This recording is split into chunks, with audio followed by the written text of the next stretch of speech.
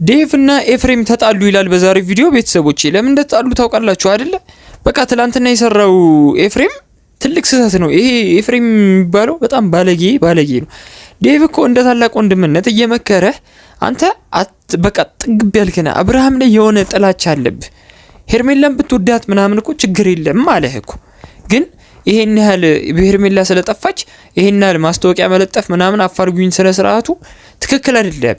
ትላንትና አብርሃም ላይ ሩታና ኤፍሬም በጣም ሲያሽሟጥጡበትና ሙድ ሲይዙበት ነበር።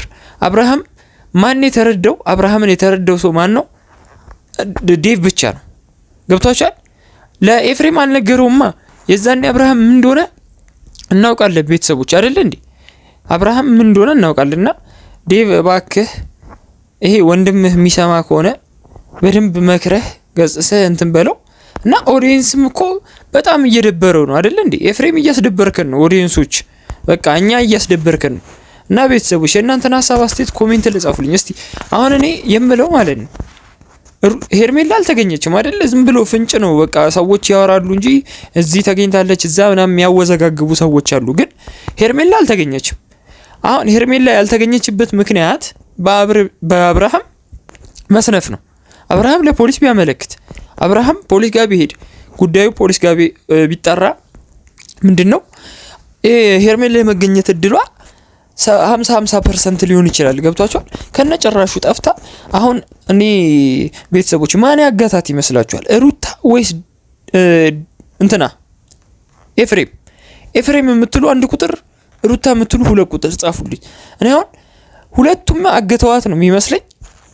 እንግዲህ ግን እኔ የሚመስለኝ ቤተሰቦች ኤፍሬም ምሳከ ለጋብዝሽ ብሎ ከተለያዩ በኋላ ኤፍሬም ራሱ በሌላ ሰው አሳግቷት ነው እንጂ የሚሆነው ሌላ ማንም አይሆንም።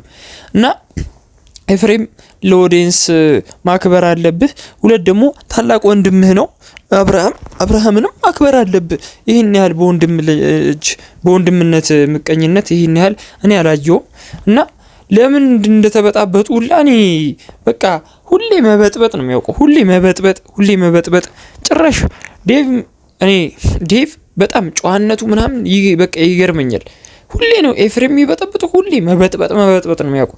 እና የዴቭ ጨዋነት አስተዋይነት ቆሞ አስቦ በደንብ ተናግሮ ነው እንትን የሚለው የሚያወራውና ሁለት ደግሞ ስለ ኤፍሬም ተብየው ስለ እንትና ተናግሯል።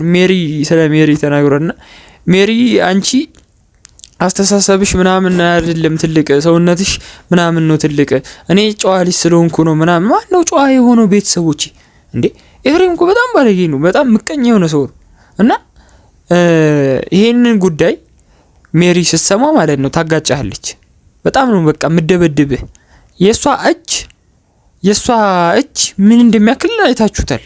በእውነቷ ምናምን አሁን በቴስታ ብትል በቃ ኤፍሬም እኔ ቢደባደቡለት ደስ ነው የሚለኝ በቃ። እና ቤተሰቦቼ የኔ ማይ ኦሪጂናል ኮንተንት ቪዲዮ ዩቲዩብ ማይ ኦሪጂናል ኮንተንት ቪዲዮ ነው እና በቃ ኦሪጂናል ነገሮችን እናቀርባለን ማለት ገብቷችኋል ቤተሰቦች? የኛ ሪል ነው የምናወራው እንጂ ዝም ብሎ አይደለም። አሁን እውነቱን ማወራላችሁ ገብቷችኋል? እንጂ እኔ መቀባጠር ማሸት ምናምን አልፈልግም። እና ስለዚህ ስለተከታተላችሁኝ ከልብ አመሰግናለሁ። ዛሬ የተማርንበት ነገር ምንድነው? የዴቭ አስተዋይነትን በህይወታችን ላይ ያስፈልገናል ለሁላችንም።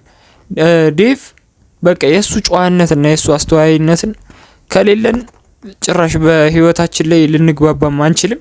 ብቻ እወዳችኋለሁ፣ አከብራችኋለሁ። በቀጣይ ቪዲዮ እስከምንገናኝ ሰላማችሁ ብዝት ይበልልኝ። ቻው።